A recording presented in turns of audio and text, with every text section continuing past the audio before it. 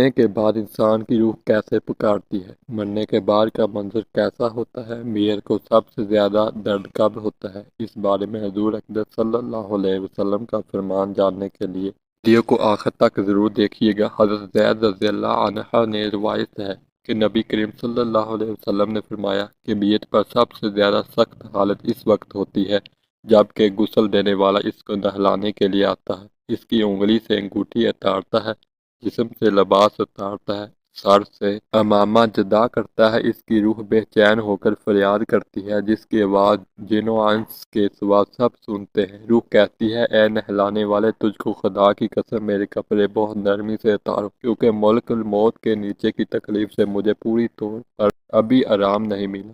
پھر جب اس کو تختے پر لٹکا کر اس پر پانی ڈالا جاتا ہے تو روح چلاتی ہے کہ اے نہلانے والے، خدا کے واسطے میرے جسم کو قوت سے ہاتھ نہ لگا، کیونکہ وہ جان کوئی کی سختی سے زخمی اور چور چور ہو رہا ہے۔ پھر جب نہلا کر اس کو کفناتے ہیں اور پاؤں کی طرف سے باندھ دیتے ہیں تو روح کہتی ہے اے غسل دینے والے خدا کے، ابھی سر کی طرف سے میرے کفن میں گرہ نہ لگانا، تاکہ میرے بیوی بچے اور تمام رشتہ دار دنیا میں آخری بار میری صورت دیکھ لیں، کیونکہ آج میں ان سے بچھ رہا ہوں اور اب قیامت تک یہ میری صورت نہیں دیکھیں گے۔ پھر جب اس کا جنازہ تیار کر کے گھر سے باہر نکالا جاتا ہے تو روح آتی ہے اے جنازہ اٹھانے والوں، خدا کے واسطے ابھی جلدی نہ کرنا، تاکہ میں اپنے بال بچوں اور عزیز و اقارب سے رخصت ہو لوں۔ اے جنازہ اٹھانے والوں، میں اپنی اولاد کو آج یتیم اور بیوی کو بیوہ چھوڑے جاتا ہوں، خدا کے لیے میرے بعد ان کو تکلیف نہ دینا۔ میں اپنا گھر اور مال اس باب دوسروں کے لیے چھوڑے جاتا ہوں، اب یہاں کبھی واپس نہ آؤں گا اور قیامت تک کسی کی صورت نہ دیکھوں گا۔ پھر جب جنازہ اٹھا کر لیے چلتے ہیں تو میت کہتی ہے اے میرے بھائیو،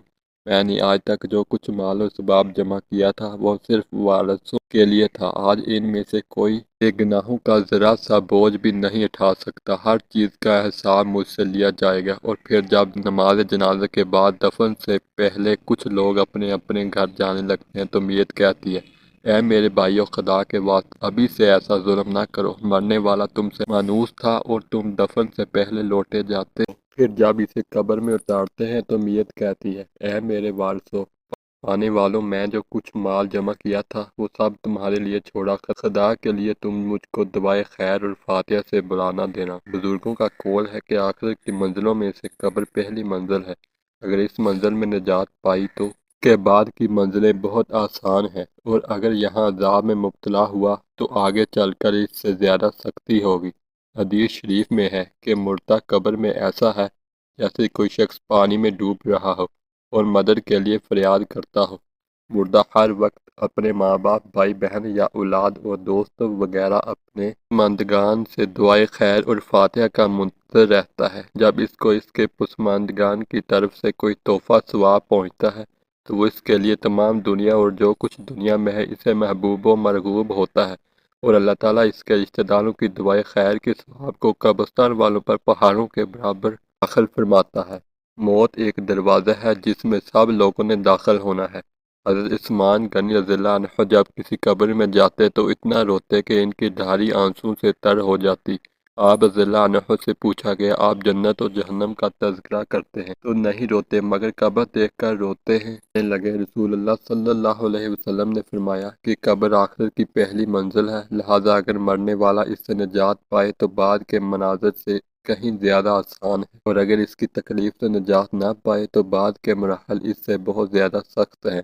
اور پھر آپ رضی اللہ عنہ نے فرمایا کہ رسول اللہ صلی اللہ علیہ وسلم کا ارشاد ہے میں نے کبھی کوئی منظر نہیں دیکھا مگر قبر اس سے زیادہ سخت ہے، کیا ہمارے لیے ان قبروں میں عبرت نہیں ہے؟ ناظرین، مالدار، فقیر، طاقتور اور کمزور، غرض یہ کہ تمام لوگ جب مر جاتے ہیں تو دنیا میں لوٹنے کی خواہش رکھتے ہیں، مال جمع کرنے اور محل بنانے کے لیے نہیں بلکہ اس لیے کہ کاش ہمیں ایک نماز پڑھنے کی مہلت مل جائے، کاش ہمیں ایک دفعہ سبحان اللہ کہنے کی فرصت دے دی جائے، لیکن اب ناممکن ہے۔ اب اعمال نامے لپیٹ دیے گئے ہیں، روح جسم سے نکال لی گئی ہے، زندگی کی مہلت ختم ہے، اب ہر میت اپنے عمل کے محتاج ہو کر قبر میں پڑی ہے۔ ایک حاجت مند حضرت عثمان غنی رضی اللہ عنہ کے دروازے پر غروب آفتاب کے بعد آیا ابھی اس نے دستک نہ دی تھی کہ حضرت عثمان غنی رضی اللہ عنہ کی آواز اس کے کانوں میں پڑی۔ وہ اپنی اہلیہ سے شکایت کر رہے تھے کہ چراغ کی بتی موٹی ہے جو تیل زیادہ استعمال کرنے کا سبب بن رہی ہے۔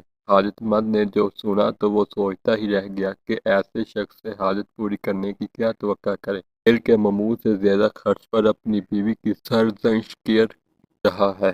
اس نے ارادہ کیا کہ حاجت بیان کر کے دیکھوں تو صحیح، شاید میری کچھ امداد کر ہی دیں۔ اس نے دستک دی۔ دستک سن کر حضرت عثمان غنی رضی اللہ عنہ باہر آئے۔ حاجت مند نے اپنی حاجت بیان کی اور لہجے میں زیادہ زور دیتے ہوئے کہا کہ ضرورت کچھ زیادہ ہی ہے۔ حضرت عثمان غنی رضی اللہ عنہ نے اس شخص کا ہاتھ تھاما، بستی سے باہر لے گئے جہاں آپ کا سامان تجارت بڑی تعداد میں رکھا ہوا تھا۔ فرمایا یہ سب تیری نذر ہے، کیا اس سے تمہاری ضرورت پوری ہو جائے گی؟ وہ شخص حیران ہکا بکا دیکھتا رہ گیا۔